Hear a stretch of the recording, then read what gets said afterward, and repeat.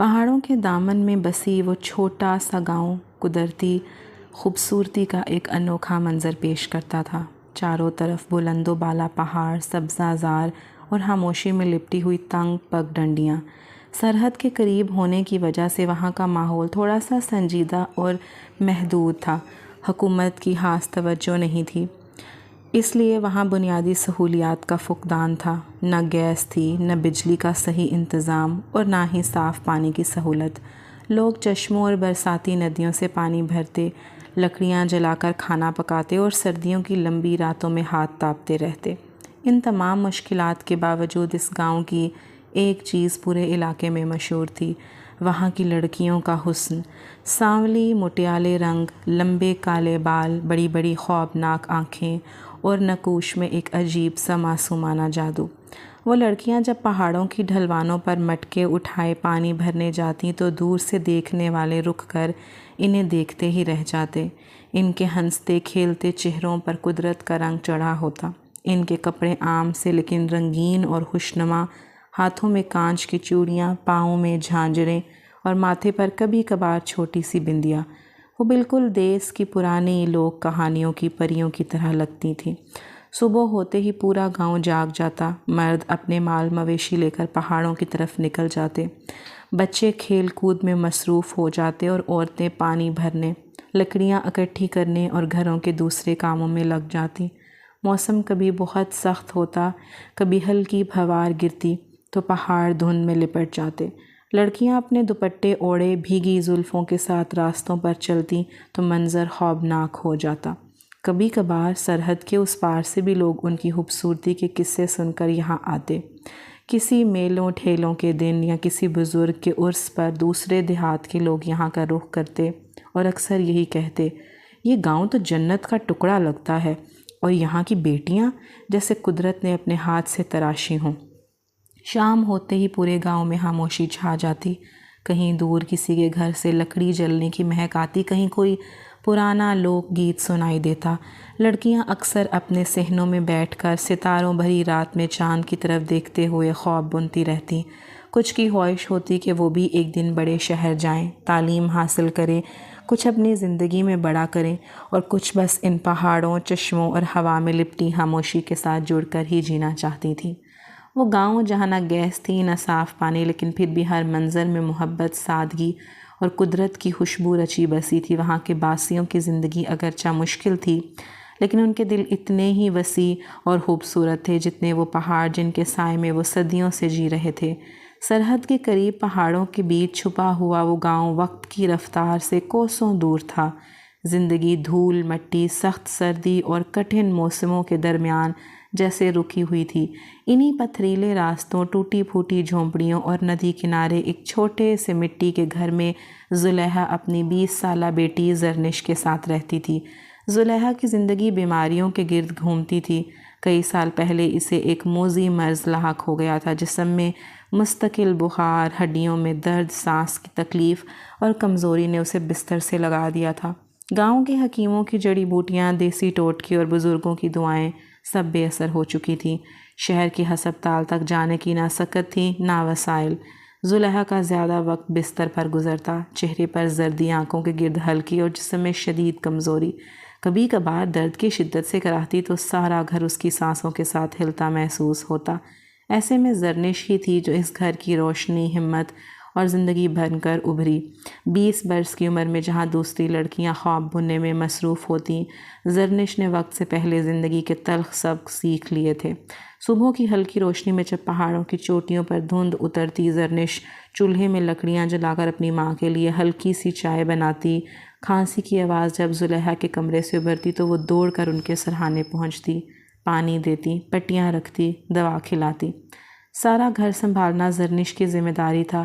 ندی سے پانی بھر کر لانا، جانوروں کو چارہ ڈالنا، گائے اور بکریوں کا دودھ دھونا، پھر شام کے وقت گاؤں کے مختلف گھروں میں جا کر دودھ بیچنا، یہ سب اس کی روزمرہ کی زندگی کا حصہ تھا۔ اس کے ہاتھوں کی لکیروں میں محنت کی سختی تھی، لیکن چہرے پر عجب سی معصومیت اور صبر کی ایک عجیب چمک۔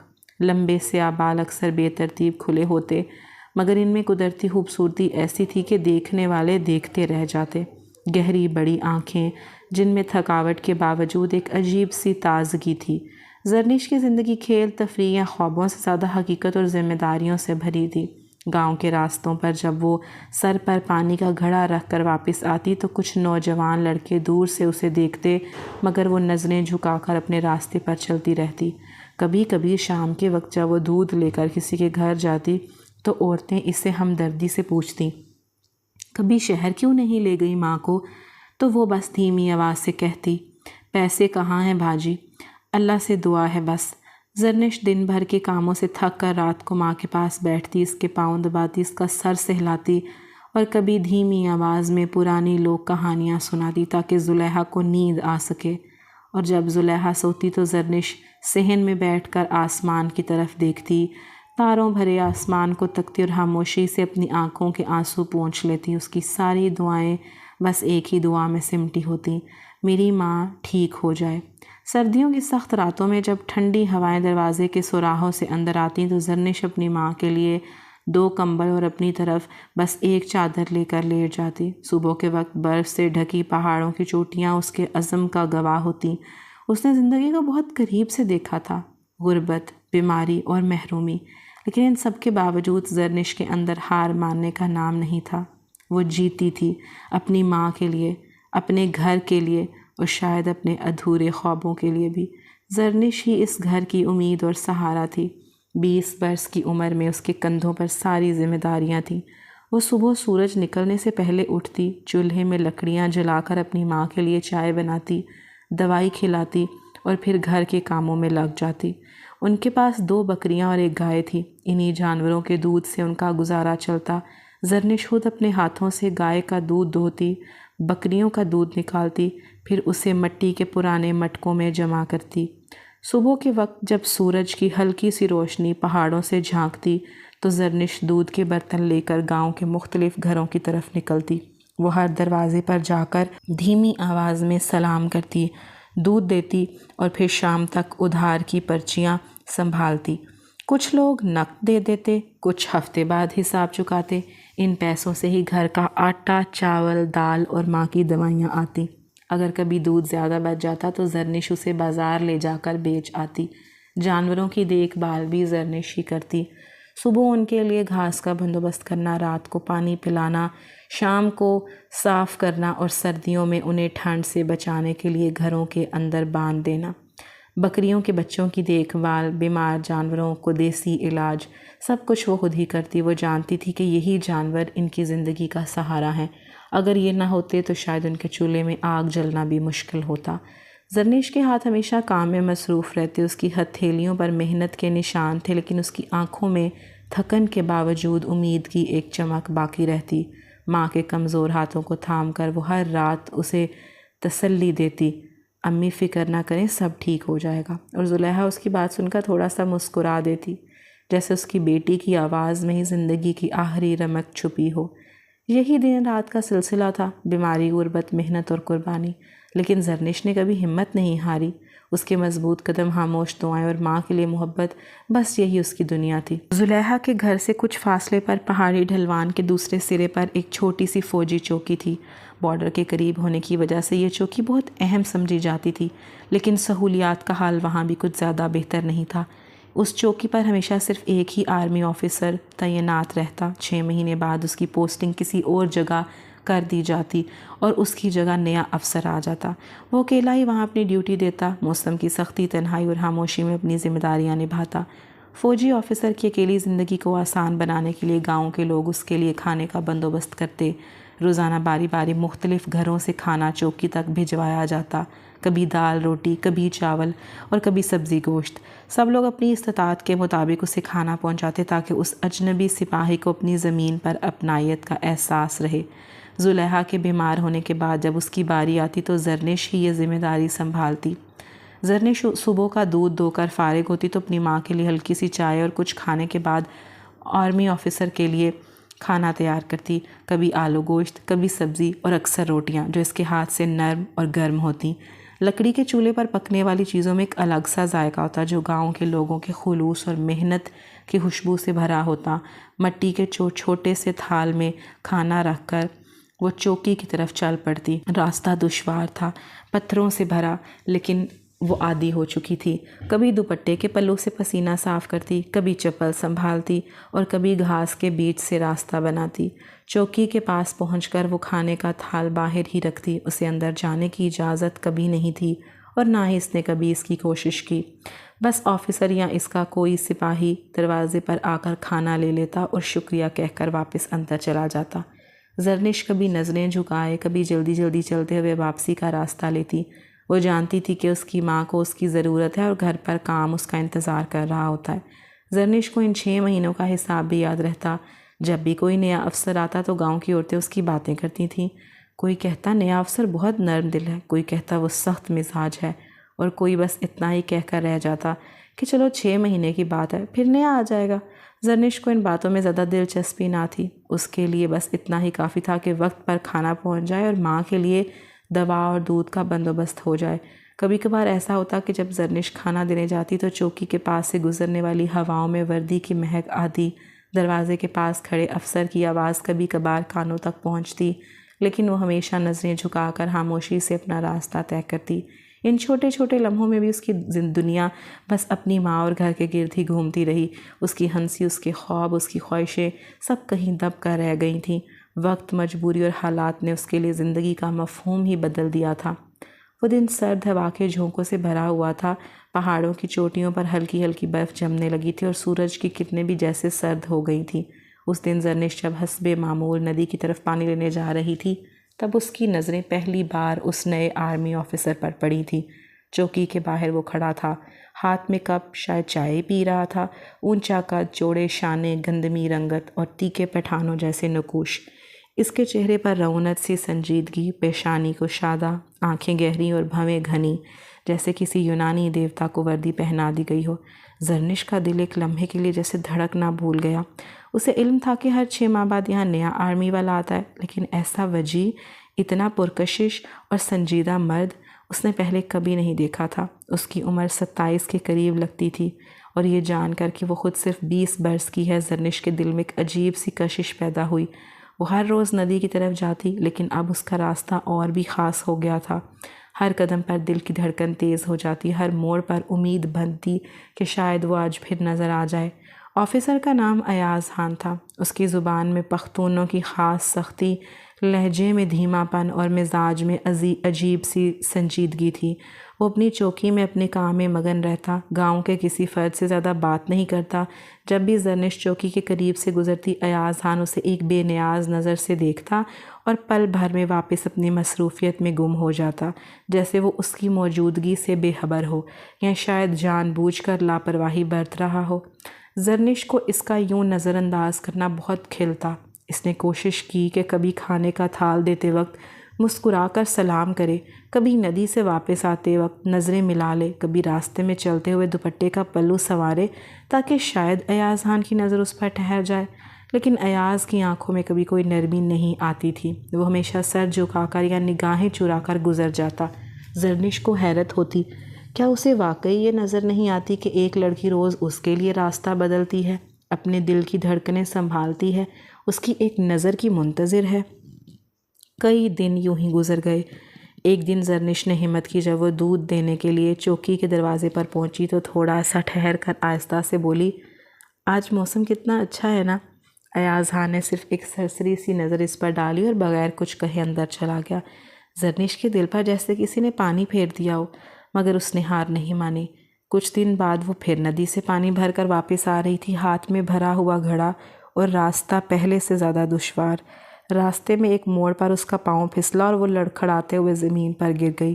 گھڑا ٹوٹ گیا اور اس کے ہاتھ پر چوٹ آ گئی، آنکھوں میں آنسو آ گئے، لیکن اس نے خود کو سنبھالا۔ جب وہ اٹھنے ہی والی تھی کہ اچانک اسے کسی کے مضبوط ہاتھوں کا لمس محسوس ہوا۔ سر اٹھا کر دیکھا تو ایاز خان سامنے کھڑا تھا۔ سنبھال کے چلا کرو، یہ پہاڑی راستے سب کے لیے مہربان نہیں ہوتے۔ اس کی آواز سخت تھی، لیکن اس میں بھی پہلی بار ایک نرمی سی جھلکی تھی۔ زرنش کا دل خوشی سے بھر گیا۔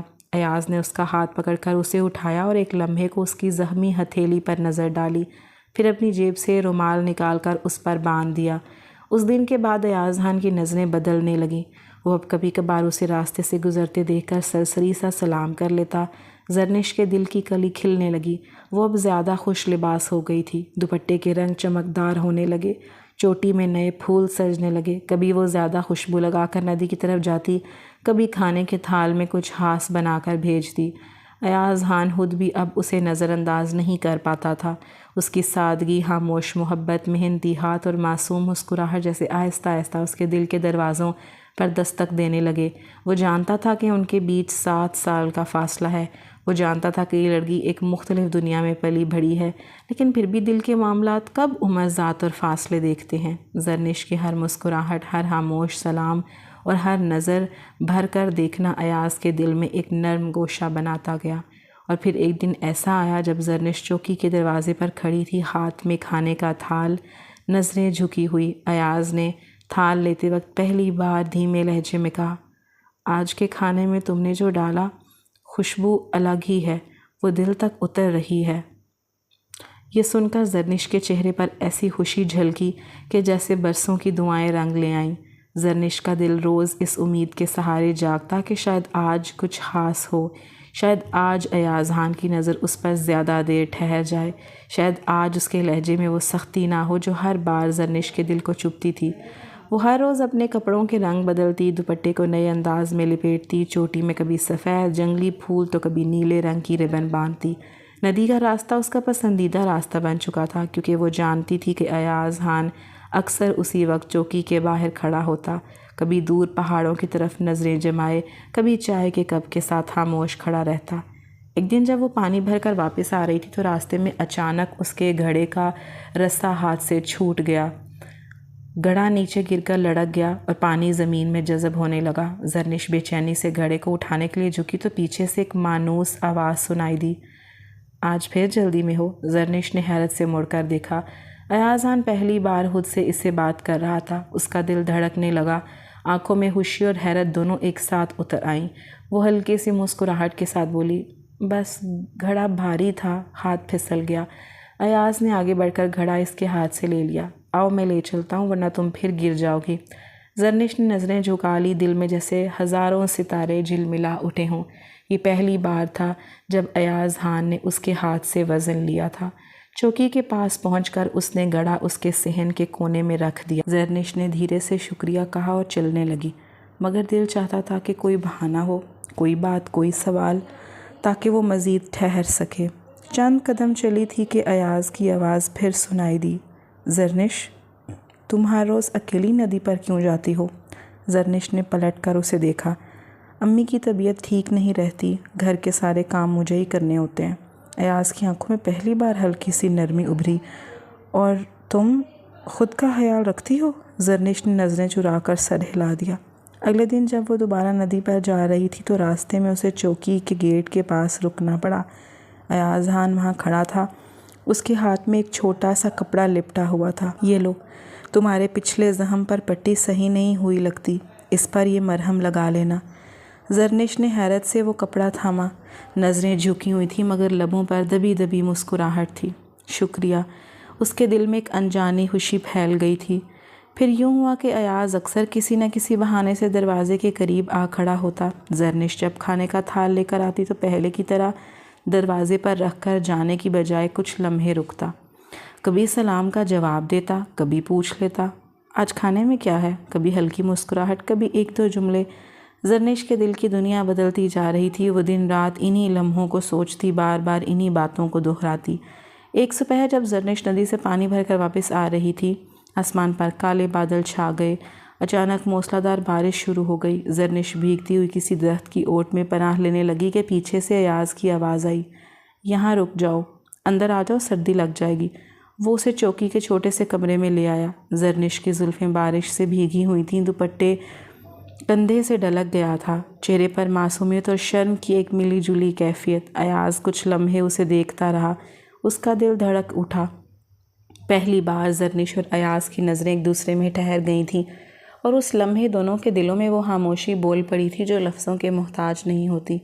بارش تھم چکی تھی مگر فضا میں ہنوز نمی اور خاموشی چھائی ہوئی تھی۔ زرنش چوکی کے آنگن کے کونے میں کھڑی اپنے دوپٹے سے چہرے کے قطرے پونچھ رہی تھی۔ ایاز دروازے کے پاس کھڑا تھا، نظریں جھکائے جیسے خود کو کسی انجانے خیال سے بچا رہا ہو۔ زرنیش کا دل زور زور سے دھڑک رہا تھا۔ وہ جانتی تھی کہ یہ موقع شاید دوبارہ نہ ملے۔ ہمت جمع کر کے اس نے نرمی سے اسے پکارا، سنیں، ایک بات پوچھوں؟ ایاز نے چونک کر اس کی طرف دیکھا۔ ہاں پوچھو، زرنیش نے نظریں جھکاتے ہوئے آہستہ سے کہا۔ آپ ہمیشہ اتنے خاموش کیوں رہتے ہیں؟ کبھی مسکراتے کیوں نہیں؟ ایاز چند لمحے اسے دیکھتا رہا، پھر دھیرے سے مسکرا دیا۔ وہ پہلی بار تھا جب زرنیش نے اس کی آنکھوں میں مسکراہٹ دیکھی۔ مسکراہٹوں کے لیے فرصت چاہیے زرنیش، اور میرے پاس فرصت نہیں۔ زرنیش نے ہلکی سی شرارت سے سر اٹھایا۔ تو اگر میں زبردستی مسکرانے پر مجبور کروں تو؟ ایاز کی ہنسی نکل گئی۔ تم تو بہت ضدی ہو۔ زرنیش نے ایک قدم آگے بڑھا کر نرمی سے کہا۔ ہاں میں ضدی ہوں، لیکن صرف ان کے لیے جو مجھے اچھے لگتے ہیں۔ اس کا لہجہ دھیمی مگر گہرائی لیے ہوئے تھا۔ ایاز کے چہرے پر لمحے بھر کو حیرت چھلکی، جیسے اس نے پہلی بار زرنیش کو اس چھپی ہوئی معصوم جرأت کو پہچانا تھا۔ چند لمحے خاموش رہی۔ بارش کے قطروں کی خوشبو ہوا میں گھل چکی تھی۔ ایاز نے گہرا سانس لیا۔ تم جانتی ہو، تمہاری آنکھوں میں بہت سوال ہوتے ہیں اور میں ان سب کے جواب نہیں دے سکتا۔ زرنیش مسکرائی۔ بس اتنا جانتی ہوں کہ جواب نہ بھی ملے، سوال کرنا اچھا لگتا ہے۔ ایاز نے ایک قدم آگے بڑھ کر اس کی بھیگی زلفوں کو دیکھتے ہوئے نرمی سے کہا۔ تم بہت خوبصورت ہو زرنیش، اور یہ بات میں بہت دنوں سے دل میں چھپا رہا ہوں۔ زرنیش کا دل جیسے سنبھلنا بھول گیا، آنکھیں جھک گئیں، گالوں پر سرخی اتر آئی۔ آپ نے یہ آج کہا تو میں ساری زندگی نہیں بھولوں گی، ایاز نے ہلکے سے مسکرا کر کہا۔ اور میں شاید اب کبھی تمہیں نظر انداز نہ کر سکوں۔ فضا میں کچھ لمحوں کے لیے خاموشی چھا گئی۔ دونوں کی نظر ایک دوسرے میں اٹک گئی تھی۔ ہوا کی خوشبو، بارش کی نمی اور دلوں کی دھڑکنیں سب ایک ہی سر میں بول رہی تھیں۔ محبت بنا کہے، بنا چھوئے، مگر شدت سے پوری طرح محسوس ہونے لگی تھی۔ اگلے دن سورج پہاڑوں کے پیچھے سے نکل رہا تھا۔ روشنی کی ایک ہلکی سنہری کرن چوکی کی دیواروں سے کھیل رہی تھی۔ زرنیش دل میں عجب سی خوشی اور سنسنی لیے ندی کی طرف جا رہی تھی۔ آج اس کے قدم ہلکے تھے، چہرے پر ایک الگ سی چمک تھی، جیسے موسم بھی اس کے دل کی حالت جان چکا ہو۔ راستے میں اس نے ایک چھوٹا سا سفید پھول توڑا، وہی جنگلی پھول جو اکثر وہ اپنی چوٹی میں سجایا کرتی تھی۔ وہ سوچ رہی تھی کہ آج کھانے کے تھال میں کچھ خاص بھیجے گی، شاید اپنی پسند کی مٹھائی، شاید گرم روٹی پر تھوڑا سا گھی، شاید کوئی ایسی خوشبو جو سیدھا ایاز کے دل تک پہنچ جائے۔ چوکی کے قریب پہنچ کر اس نے دور سے دیکھا۔ ایاز خان آج چوکی کے بیرونی صحن میں وردی کے بغیر ہلکے نیلے شلوار قمیض میں کھڑا تھا۔ ہاتھ میں کتاب تھی، لیکن نظریں کہیں اور الجھی ہوئی تھیں۔ زرنیش کا دل زور سے دھڑکا۔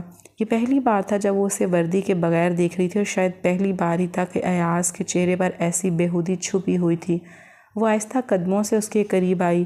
آج آپ وردی میں نہیں ہیں؟ ایاز نے چونک کر اس کی طرف دیکھا، اور پھر ہلکی سی مسکراہٹ اس کے لبوں پر آ گئی۔ چھٹی کا دن ہے، اور تم آج پانی لینے نہیں جا رہی؟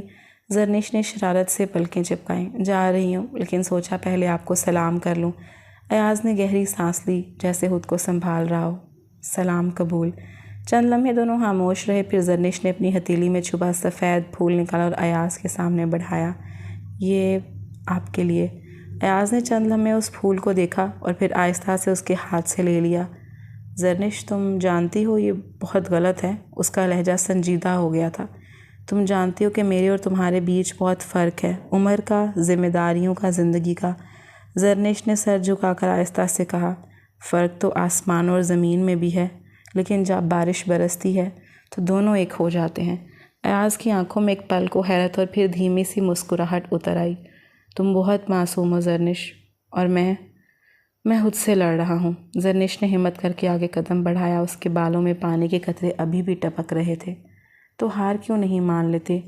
ایاز نے ایک لمحے کو گہری سانس لی، جیسے اندر کی جنگ بہت تیز ہو، پھر آہستہ سے بولا، یہ جنگ شاید زیادہ دن نہیں چلے گی۔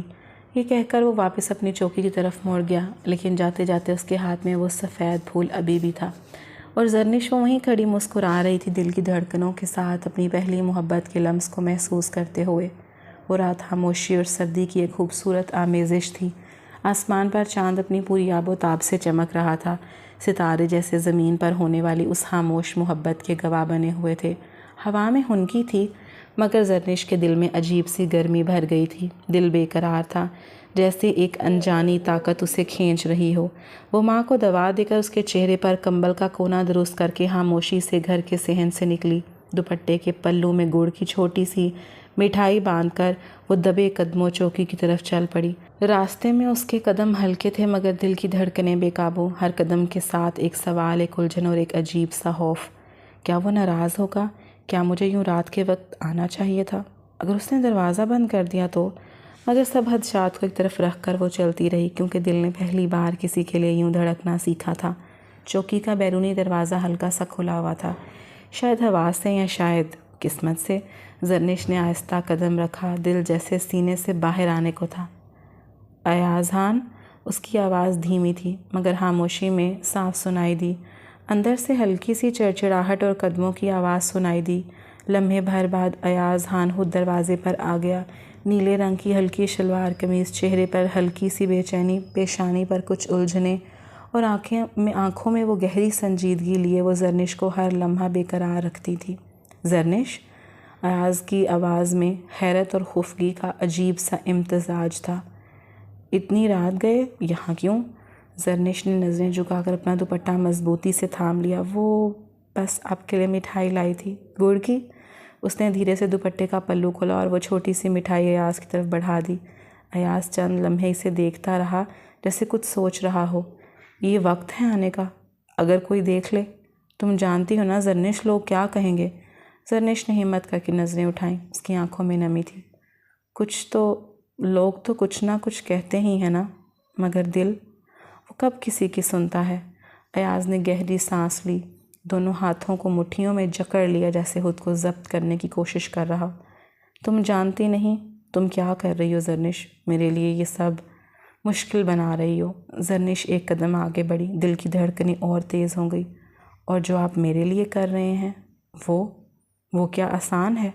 ایاز کے چہرے پر بے بسی، محبت اور ضبط سب کچھ ایک ساتھ ابھر آیا۔ زرنش، خدا کے لیے چلی جاؤ، تم نہیں جانتی میں کیا سوچ رہا ہوں اس وقت۔ اس کی آواز میں کپکپاہٹ تھی مگر زرنش نے رکنے کا نام نہ لیا۔ بس ایک بار میری آنکھوں میں دیکھ کر کہہ دیں کہ آپ کو مجھ سے کچھ بھی نہیں لگتا، میں بھی چلی جاؤں گی۔ یہ کہہ کر اس نے دھڑکتے دل کے ساتھ ایاز کی آنکھوں میں جھانک لیا۔ ایاز نے چند لمحے نظریں چرائیں مگر پھر جانے کیسے اگلے لمحے وہ اس کے اتنے قریب آ گیا کہ زرنش کی سانسیں رک گئیں۔ ایاز نے دھیرے سے اس کا چہرہ دونوں ہاتھوں سے تھام لیا، اس کے بھیگے بال، کانپتے لب اور آنکھوں میں چھپی معصوم ایک ہلکا سا مختصر اور نرم سا لمس ضبط کر دیا، نہ بہت طویل نہ بے قابو، بس اتنی کہ زرنش کے وجود میں جیسے ایک بجلی سی دوڑ گئی ہو۔ زرنش کی سانسیں پھولنے لگیں، وہ اپنی جگہ ساکت رہی، آنکھیں بند، دل بے قابو۔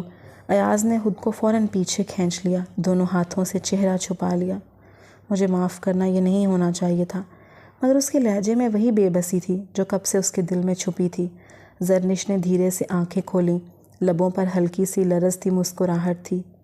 اور میں کب سے چاہتی تھی کہ ایسا ہو جائے، یہ کہہ کر وہ جھکی نظروں کے ساتھ وہاں سے پلٹ گئی۔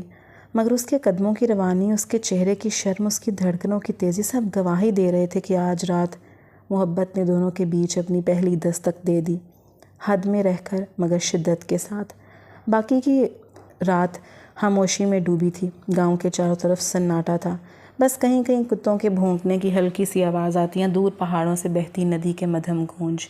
مگر زرنش کے دل میں جیسے طوفان مچا تھا، وہ اپنے بستر پر کروٹیں بدل رہی تھی، پلکیں جھکی ہوئی تھی، نیند آنکھوں سے کوسوں دور۔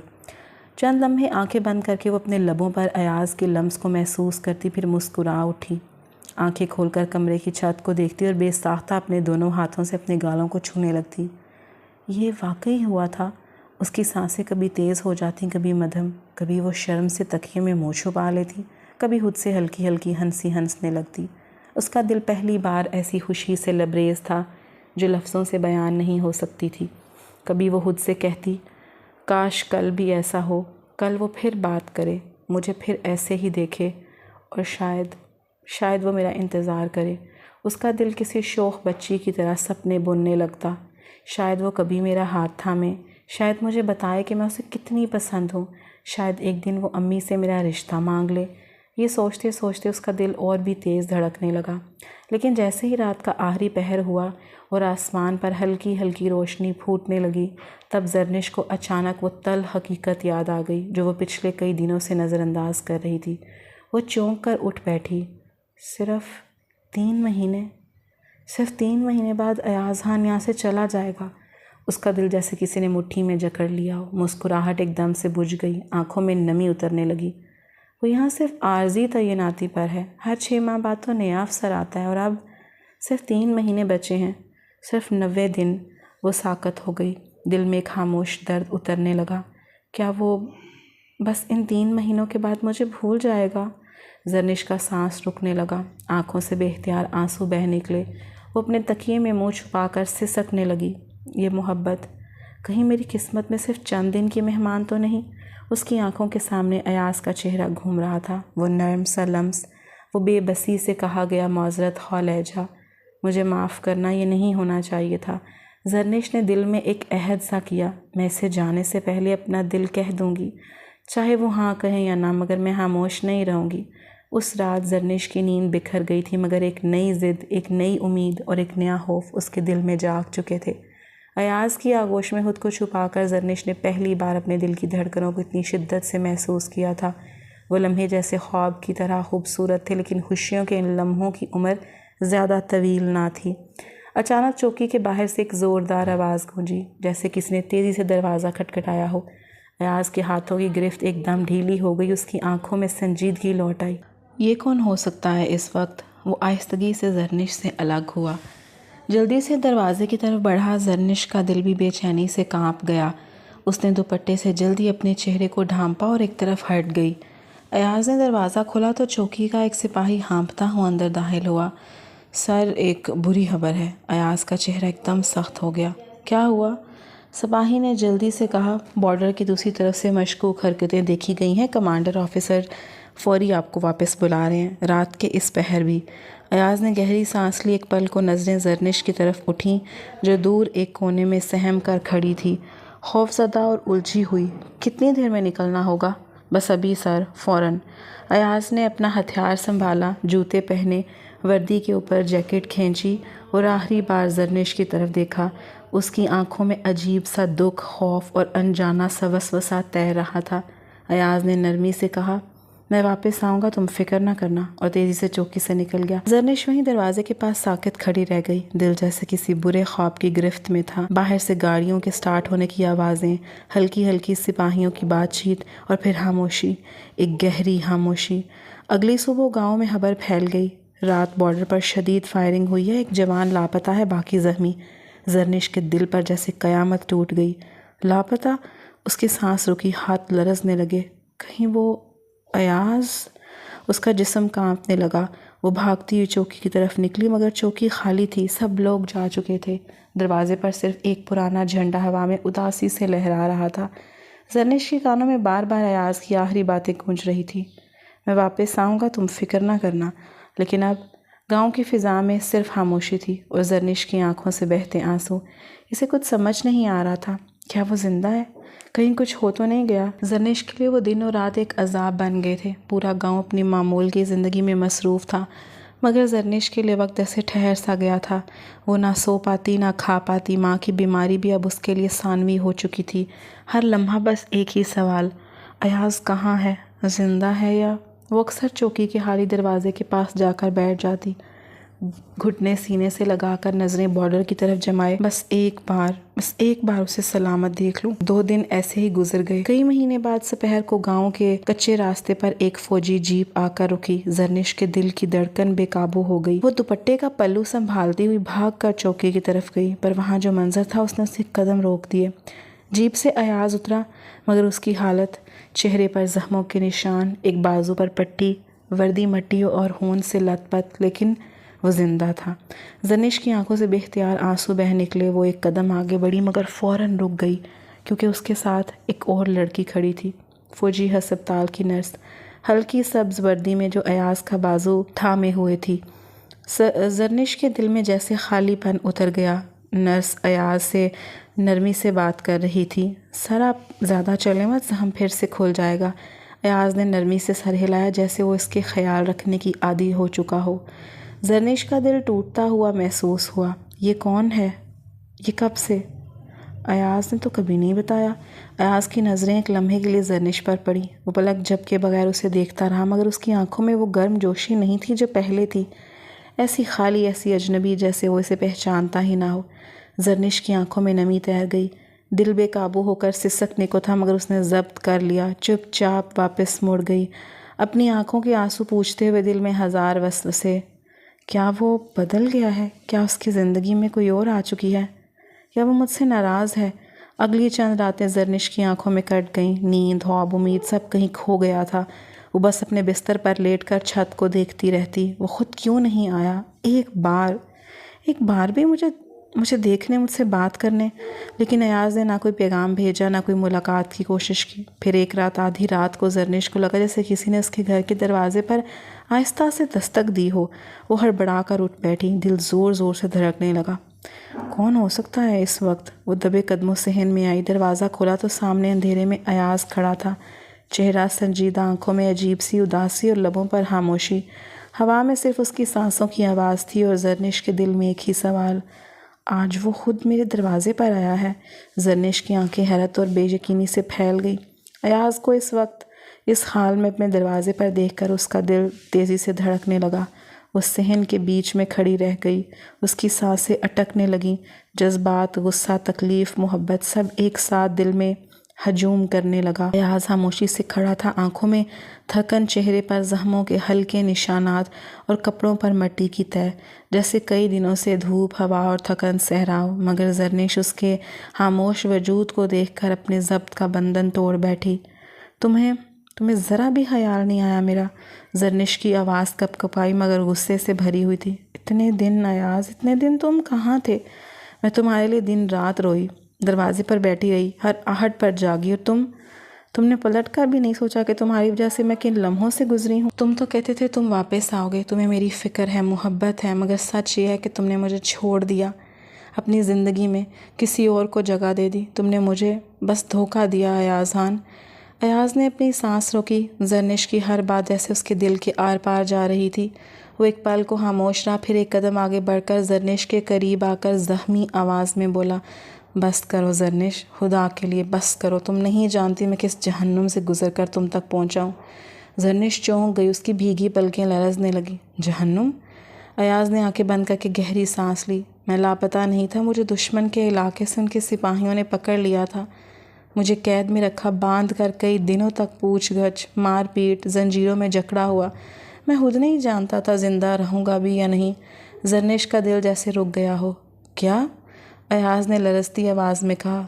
ہر دن، ہر رات بس تمہارا چہرہ آنکھوں کے سامنے رہتا تھا۔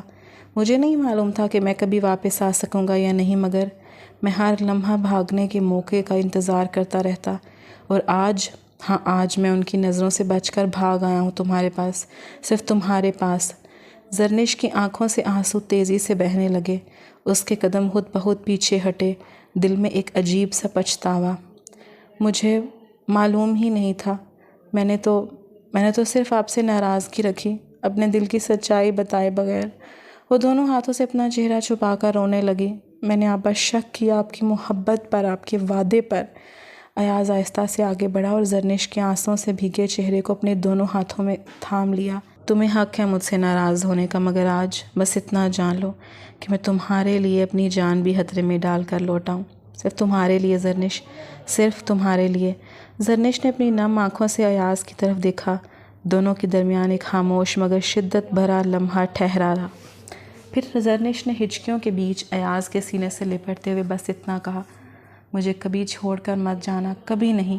اور ایاز نے اسے اپنی باہوں میں مزید مضبوطی سے بھر لیا، جیسے زندگی کی سب سے قیمتی چیز ابھی اسی لمحے اسی وجود میں چھپی ہو۔ ایاز نے جب اپنی پوسٹنگ اور ترقی کی خبر سنی تو سب سے پہلا خیال اس کے دل میں زرنش کا آیا۔ وہ دن بھر کاغذی کارروائیوں میں الجھا رہا، مگر دل بار بار ایک ہی سوال پوچھتا رہا، کیا میں اب زرنش سے اپنا وعدہ پورا کر سکتا ہوں؟ اس رات وہ چوکی پر بیٹھا دیر تک آسمان کو تکتا رہا، اور صبح ہونے سے پہلے ہی ایک فیصلہ کر چکا تھا۔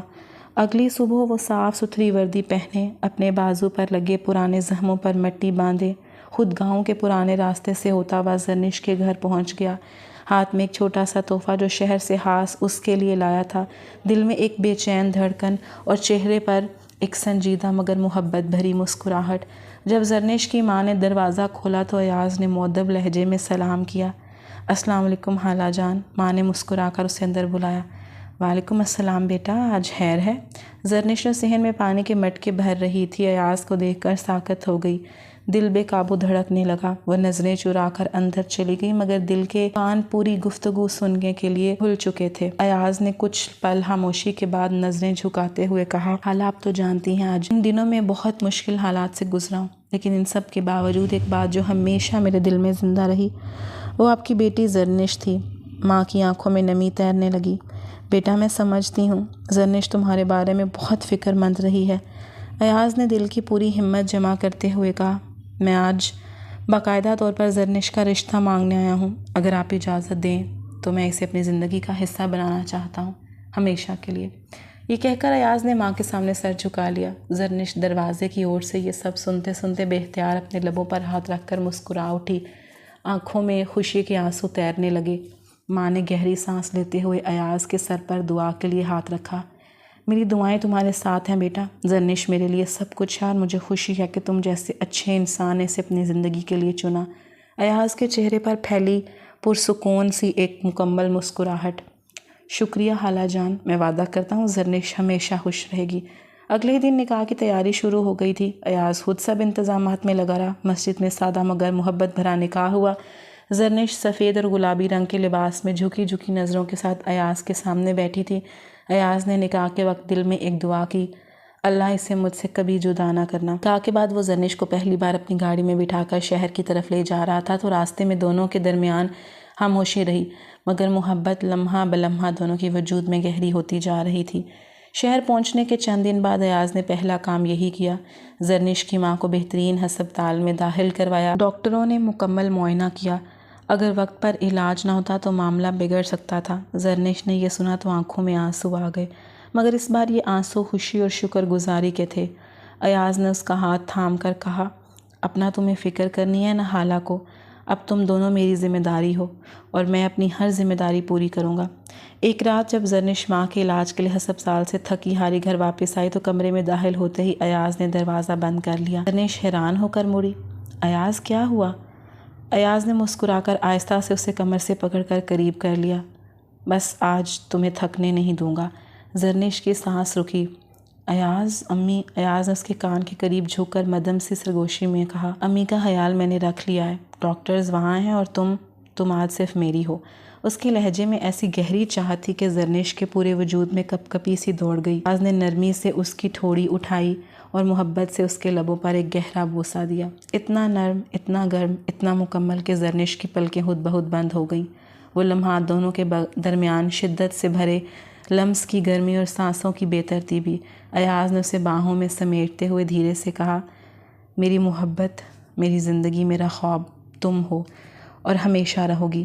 زرنش نے آنکھیں کھول کر شرماتے ہوئے اس کے سینے سے سر لگا لیا، اور آپ میری قسمت۔ کمرے کی مدھم روشنی میں محبت اپنی ہر حد پار کر چکی تھی، مگر احترام اور اپنائیت کے دائرے میں۔ ایک نئی صبح، ایک نئی زندگی دونوں کے انتظار میں تھی۔ ختم شد۔